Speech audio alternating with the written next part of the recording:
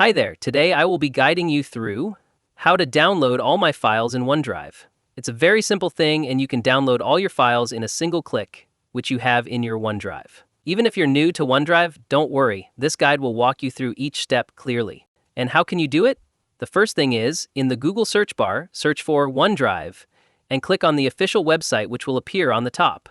Make sure you are connected to the internet as a stable connection is necessary for downloading files smoothly. Once you will click on it, sign in with the account in which you want to download all the files. And you can see this one is my OneDrive and I sign in my account. Take a moment to double check you are logged into the correct Microsoft account, especially if you use more than one. Now, in order to download all file, take a look on the left side. You can see the icon of My Files. Click on it. Now below you will see all the files which I have in my OneDrive. You might notice folders, documents, photos, and other file types. All of these can be downloaded. Now, how can I download all these? If I click on any specific file, you can see the icon Download, but it will not download all the files because the selected file is a single one.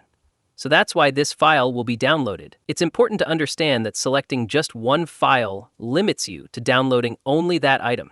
But I want to download more than a single file, so that's why I will click on those which I want to download. You can also hold down the Control key or Command on Mac to select multiple files manually. And here you can see the icon Download. If I click on this icon, then all these files will start downloading. But if I click on another one, you can see the icon is gone. It's due to free plan. This happens because the free version of OneDrive has some limitations on bulk actions. So, if you have a plan, then with the help of your plan, you can download all the files in a single click. Upgrading your plan not only gives you more storage, but also unlocks features like full downloads. But here is one recommendation which I can provide. Create another folder and put all your files in that folder. Then select that folder and download, and that's it. This method saves time and makes file management easier, especially if you plan to back up your data regularly. And that's how simple it is. You can manage and download your OneDrive files without any hassle.